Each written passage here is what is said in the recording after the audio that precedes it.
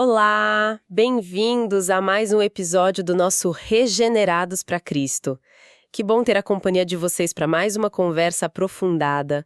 Hoje a gente vai mergulhar num livro que pode parecer pequeno, mas o impacto é enorme. A Criação Restaurada, a base bíblica da cosmovisão reformada, do Albert M. Wolters. É uma obra que, olha, como o prefácio da segunda edição mesmo diz, teve uma influência nossa surpreendente e muito duradoura no pensamento cristão. Exatamente. E é impressionante, né, como um livro tão conciso consegue abordar temas tão amplos. Pois é. E a nossa missão aqui hoje, como sempre nesse espaço, é tentar destilar as ideias centrais do autor. Queremos entender a estrutura, a lógica que o Wolters apresenta, sabe? Especialmente para quem busca uma compreensão mais sólida dessa perspectiva reformada sobre o mundo, sobre a vida. Vamos focar no que ele diz sobre o que é cosmovisão, essa dinâmica essencial de criação, queda, redenção e talvez a contribuição mais famosa dele, né? Aquela distinção entre estrutura e direção. E claro, como tudo isso se conecta com a grande história da Bíblia e com a nossa missão como cristãos. Preparado? Vamos lá desvendar isso. Com certeza. E começar pela cosmovisão é o caminho, sem dúvida. Porque, como o Wolters argumenta, ela é a base de tudo. Na tradição reformada que ele representa, a ideia não é só ter um conjunto de crenças certinhas na cabeça, né? É viver uma vida transformada pela Escritura em todas as áreas. É uma busca, assim, constante por reforma, por alinhar tudo à palavra de Deus. E como é que ele define essa tal de cosmovisão? Eu lembro que a definição dele é bem direta ao ponto. É assim, ele fala que é o quadro abrangente das crenças básicas de alguém sobre as coisas. Se a gente desmembra isso, crenças básicas são aquelas convicções fortes, sabe? Fundamentais. Não são meras opiniões. Quadro indica que elas têm uma coerência, formam um padrão, um sistema. E coisas, bom, aí é de propósito bem amplo mesmo. É tudo aquilo sobre o qual a gente pode ter uma crença, desde Deus até, sei lá, política ou arte. Ah, então não é algo só para acadêmicos, filósofos ou teólogos. De jeito nenhum. Wolters insiste que é algo pré-teórico, mais fundamental que a filosofia ou a teologia sistemática como disciplinas formais. Todos nós temos uma cosmovisão, mesmo que a gente não pare para pensar nisso. Ela funciona como um mapa mental, um guia que orienta como a gente interpreta o mundo e toma decisões no dia a dia, muitas vezes de forma inconsciente até. A grande questão para o cristão, segundo essa linha reformacional que vem lá da Reforma, né, com Calvino e depois com figuras como Abraham Kuyper, é: a nossa cosmovisão está sendo formada e corrigida pela Escritura ou estamos, sem perceber, absorvendo outros mapas do mundo? Gostei dessa ideia do mapa, faz todo sentido. E esse mapa, essa cosmovisão moldada pela Bíblia começa, imagino, com a criação, né? O capítulo 2 do livro. Exato. Aí é o ponto de partida. E Voltaire já começa fazendo uma distinção importante. Criação não é só aquele ato lá no início, no princípio. É também a ordem criada, a realidade que Deus sustenta ativamente, a cada segundo. Isso é importante porque vai contra aquela ideia do deísmo, sabe? Aquele Deus relojoeiro que deu corda no universo e foi embora. Não, Deus está presente, atuando. E para descrever essa ordem divina que rege tudo, Wolters usa um termo bem amplo: lei. Lei. Mas aqui não é só a lei moral, tipo os 10 mandamentos. Não, é bem mais abrangente. É toda a estrutura de ordem que Deus estabeleceu para o funcionamento da realidade, expressando a soberania dele. E dentro dessa lei maior, ele faz umas distinções úteis. Por exemplo, entre leis da natureza e normas. As leis da natureza, gravidade, termodinâmica, governam o mundo físico diretamente. Já as normas, bom, essas governam a vida humana. Ética, sociedade, cultura. A diferença crucial é que nós temos responsabilidade diante das normas.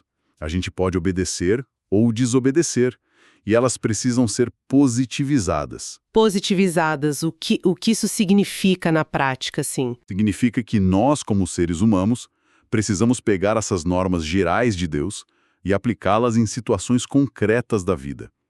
Por exemplo, a norma do amor ao próximo precisa ser traduzida, sei lá, em leis de trânsito justas. Isso é positivação, para proteger a vida. Ou a norma da justiça tem que virar sistemas legais, práticas comerciais éticas. Isso desafia aquela separação moderna que a gente às vezes faz entre fatos, o mundo como ele é, e valores, o que a gente deveria fazer. Para Walters, os dois vêm da mesma fonte, a ordem criacional de Deus. Entendi. É uma visão bem integrada. E essa ordem, essas normas, elas têm a ver com a palavra de Deus? Totalmente, Walters vai citar textos como Gênesis 1, né? Disse Deus e ouve. Salmo 33, João 1. A palavra de Deus não é só a Bíblia escrita, mas também o poder criador e sustentador de Deus em ação. E aqui, claro, Cristo tem um papel centralíssimo. Ele é o Verbo, a palavra pela qual tudo foi feito e por meio de quem tudo continua existindo.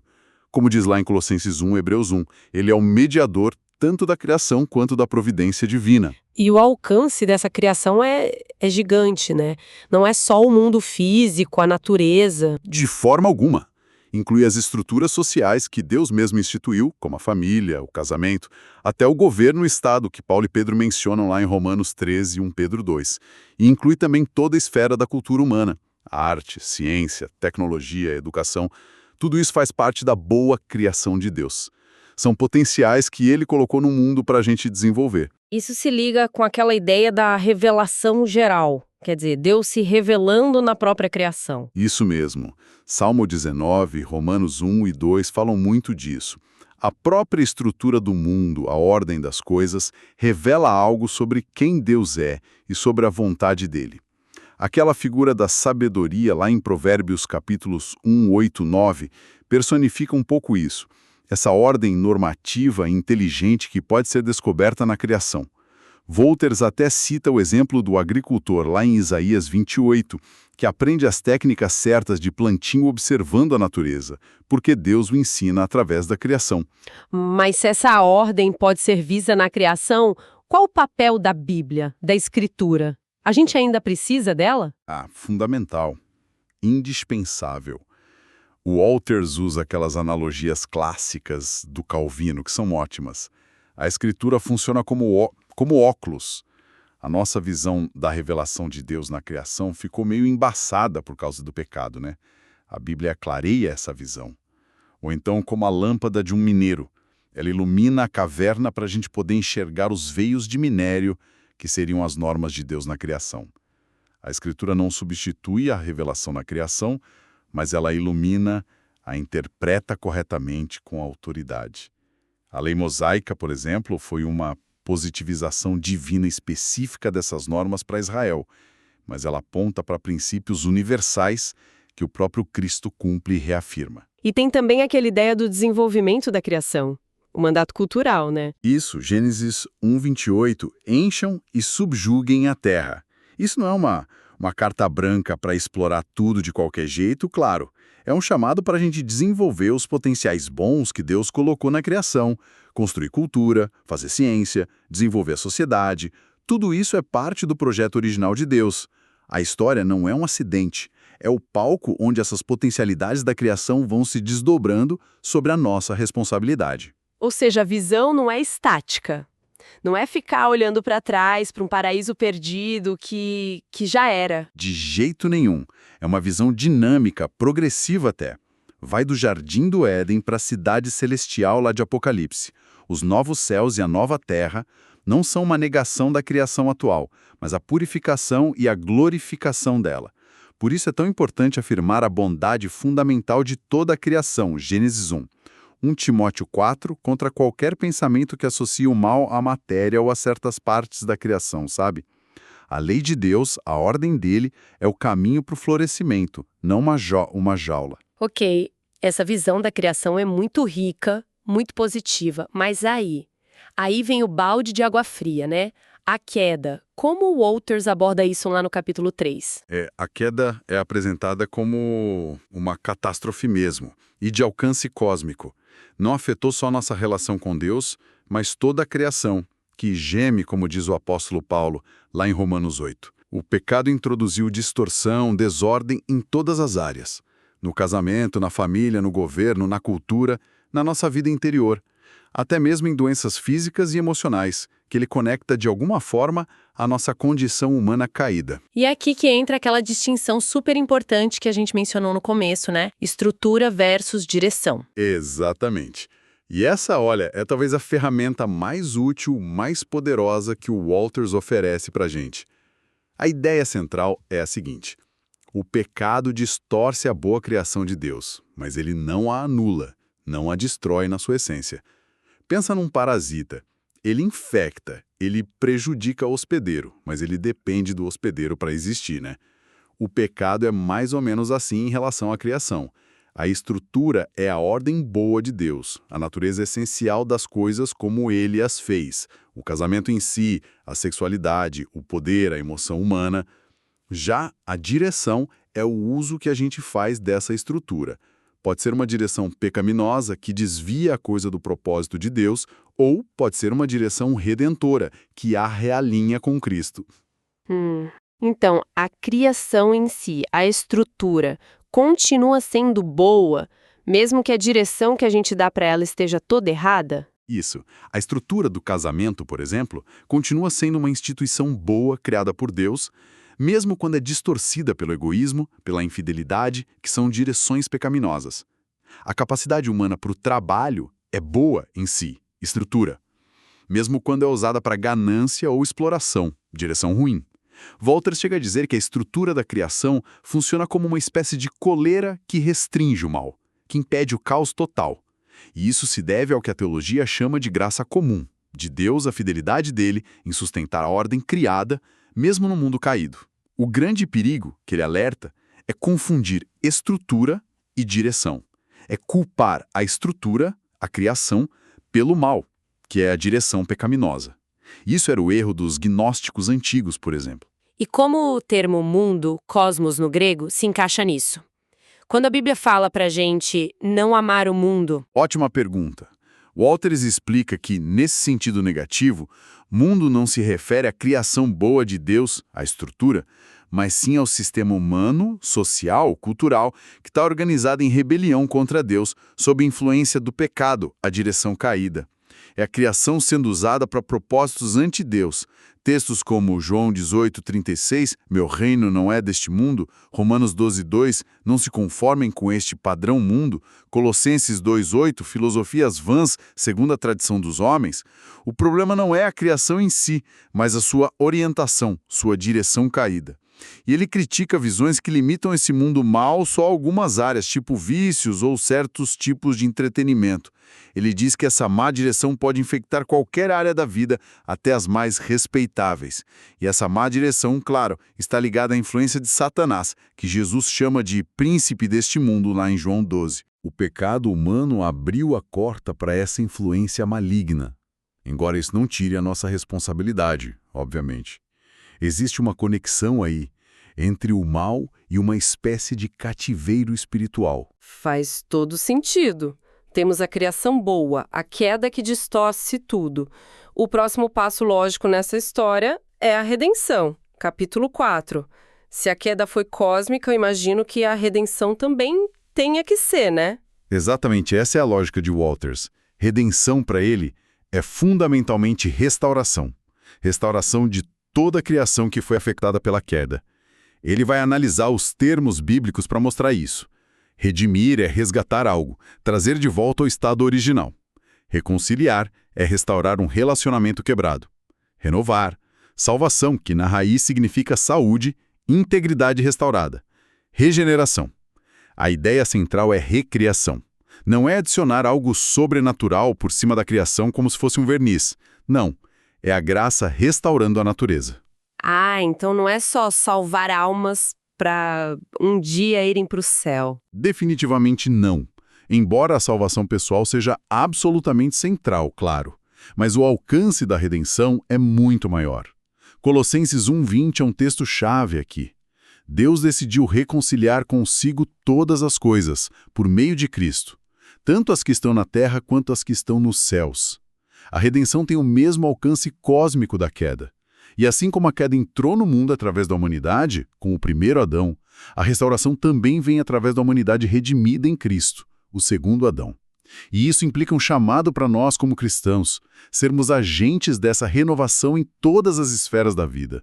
Na nossa família, no nosso trabalho, na arte, na ciência, na política, em tudo. E o reino de Deus, onde ele entra nessa história toda? O reino de Deus é o tema central da redenção. Outros faz questão de frisar que Basileia, a palavra grega para reino, não se refere primariamente a um lugar, um território, mas ao reinado ativo de Deus, a sua soberania sendo restabelecida sobre a criação rebelde. O ministério de Jesus aqui na Terra, as curas, os exorcismos, eram demonstrações concretas da chegada desse reino restaurador. Os milagres não eram só truques de mágica para impressionar. Eram sinais da criação sendo consertada, restaurada ao seu propósito original. Mas esse reino, ele já chegou plenamente ou ainda não? Aí é que está a tensão do que a gente chama de já ainda não. Cristo já inaugurou o reino com sua vida, morte e ressurreição. Ele já reina vitorioso à direita do Pai. Mas o reino ainda não está totalmente consumado aqui na Terra. Nós vivemos nesse período intermediário entre o dia D, a vitória decisiva de Cristo na cruz e ressurreição, e o dia V, a consumação final, quando ele voltar, usando a analogia famosa do teólogo Oscar Cullmann. Nossa tarefa, como igreja e como cristãos, é viver como cidadãos desse reino que já começou, testemunhar dele e promover essa restauração em todas as áreas, mesmo sabendo que a plenitude ainda virá. E importante, essa restauração não é voltar para o Éden, o que ele chama de repristinação, mas é redimir o desenvolvimento histórico e cultural atual, apontando para a cidade celestial futura. A visão bíblica é progressiva, do jardim para a cidade. E como essa visão do reino que o Walters apresenta se compara com outras visões que a gente ouve por aí? Ele contrasta essa visão integral com outras que são mais limitadas. Por exemplo, o pietismo, que às vezes foca só na vida interior, na alma individual, ou a visão que iguala ao reino apenas a igreja como instituição, ou o dispensacionalismo, que tende a ver o reino mais como algo futuro, ou ainda o liberalismo, o evangelho social, que por vezes o identifica com o progresso humano, meio que independente de Deus. Outros usam os diagramas no livro que ajudam a visualizar isso. Em vez de uma linha horizontal que separa o sagrado, igreja, a vida devocional, do secular, o resto da vida, a visão reformacional enxerga uma linha de batalha que pode ser vertical ou irregular, mas que corta toda a criação. Em cada área da vida existe um conflito entre o reino de Deus e o mundo, a criação sendo usada na direção do pecado. É a luta entre o espírito e a carne que afeta a pessoa inteira e todas as esferas da vida, não só algumas.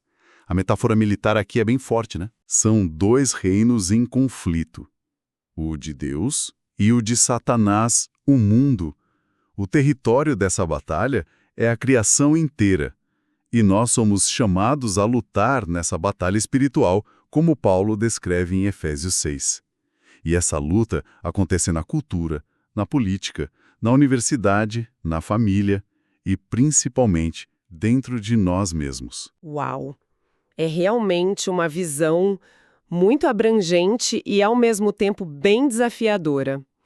E isso nos leva direto para o capítulo 5, que parece ser bem prático, né? Como é que a gente consegue discernir essa tal de estrutura e direção no dia a dia? Como aplicar isso? Exato. Agora a gente meio que aterrissa a teoria. O objetivo aqui é aprender a olhar para qualquer coisa. Pode ser um aspecto da cultura, uma instituição social, um hábito pessoal, e fazer a pergunta: qual é a boa estrutura criada por Deus aqui? Qual é a essência boa disso? E qual é a direção atual? Está alinhada com Deus ou está distorcida pelo pecado? O lema que guia isso é aquele que já falamos: a graça restaura a natureza. A graça não destrói a estrutura boa, mas a redireciona para o propósito certo. E a abordagem para fazer isso ele chama de reforma. O que isso significa na prática? Não é revolução. Isso ele distingue bem. Primeiro, Reforma significa buscar a santificação, que é essa renovação interior que transforma a pessoa inteira e, por consequência, as ações dela em todas as áreas. Não é só consagração, que seria tipo dedicar algo externamente a Deus, sem necessariamente transformar a coisa por dentro. Pensa na analogia do fermento que Jesus usa em Mateus 13. A santidade tem que permear toda a massa da vida. Segundo, e aí vem a diferença da revolução, reforma implica renovação progressiva. A revolução política muitas vezes quer destruir tudo que existe e começar do zero, baseada no ideal teórico. A reforma bíblica não. Ela respeita a ordem criada, a estrutura, ela reconhece o que há de bom mesmo nas coisas caídas e busca purificar e redirecionar, mudar a direção. Isso evita tanto o radicalismo que joga fora o bebê junto com a água do banho, quanto o conservadorismo, que simplesmente aceita o status quo pecaminoso sem questionar. Entendi. E como isso se aplica na sociedade? Ele menciona aquela ideia de soberania das esferas. Certo. Sim, ele usa esse conceito importante do Abraham Kuyper. A ideia básica é que Deus deu autoridade e responsabilidade próprias a diferentes esferas da sociedade. A família tem a sua, a igreja tem a sua, o Estado tem a sua, a escola, a empresa, a arte, cada uma com sua estrutura e suas normas internas dadas por Deus. Nenhuma esfera deve tentar dominar ou controlar as outras, e isso seria totalitarismo, seja do Estado sobre a igreja, ou da igreja sobre a política, ou do mercado sobre a família. Nossa tarefa é entender a estrutura e o propósito de cada esfera e trabalhar para que elas funcionem segundo as normas de Deus, a tal da positivação, ao mesmo tempo resistindo às distorções e invasões, a direção pecaminosa. E na nossa vida pessoal? Os exemplos que ele dá no livro são bem esclarecedores, né? São ótimos para ilustrar o método na prática. Pega o exemplo da agressividade. Em vez de simplesmente dizer que a agressividade é ruim e ponto final, a gente tem que perguntar: qual é a estrutura aqui? Existe uma capacidade criada por Deus para assertividade, para defesa, para indignação justa contra o mal? Provavelmente sim. E qual é a direção pecaminosa? Aí é o ódio, a violência gratuita, a raiva descontrolada ou rancor. A meta, então, não é simplesmente reprimir essa capacidade, a estrutura, mas santificá-la, redirecioná-la para os propósitos bons de Deus. Faz muito sentido. E sobre a sexualidade, que é um tema que sempre gera tanta discussão e dificuldade? Ele aplica exatamente a mesma lógica. É preciso evitar os extremos. A sexualidade não é inerentemente má, como alguns grupos ascéticos pensavam, mas também não é irrestritamente boa para ser usada de qualquer forma sem limites. A estrutura é a boa criação de Deus, a atração, o prazer, a intimidade, o vínculo do casamento. A direção é que pode ser boa, o amor fiel, a entrega mútua dentro do casamento, ou pode ser pecaminosa, a luxúria, o adultério, a exploração, a pornografia. O desafio constante é discernir as normas de Deus para essa área, usando a Escritura, a razão iluminada pelo Espírito, a sabedoria da comunidade cristã e buscar viver a sexualidade dentro da boa estrutura e na direção correta, afirmando o que é bom e combatendo a perversão. E ele chega a analisar até os dons espirituais, os carismas, usando essa mesma lente. Sim, é interessante. Ele argumenta que a gente não deveria ver os dons espirituais como algo totalmente sobrenatural, tipo fora ou acima da criação, nem como algo meramente natural ou até falso. Ele sugere que muitos dons são, na verdade, capacidades criacionais, talentos, habilidades, a estrutura que o Espírito Santo potencializa, capacita e direciona para a edificação da igreja e para o avanço do reino, a direção espiritual. Assim, tanto falar em línguas ou curar, quanto administrar bem uma igreja ou exercer hospitalidade podem ser dons espirituais quando usados sob a direção e o poder do Espírito para os propósitos de Deus. Conecta os talentos criados com a ação do Espírito. Nossa, essa ferramenta de estrutura e direção parece realmente muito útil para a gente pensar sobre áreas complexas da vida, da cultura, sem cair naqueles simplismos de isso é totalmente bom ou isso é totalmente mal. É exatamente esta a grande força dela, eu acho.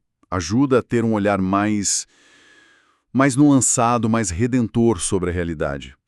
Bom, estamos chegando ao final do livro. com a conclusão e também o pós-fácil, que ele escreveu junto com o Michael Gorin para a segunda edição, né?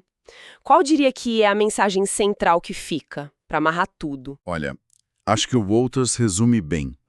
Temos uma criação que é boa e muito abrangente, uma queda que foi profunda e penetrou em tudo, e uma redenção que é restauradora e tem um alcance cósmico.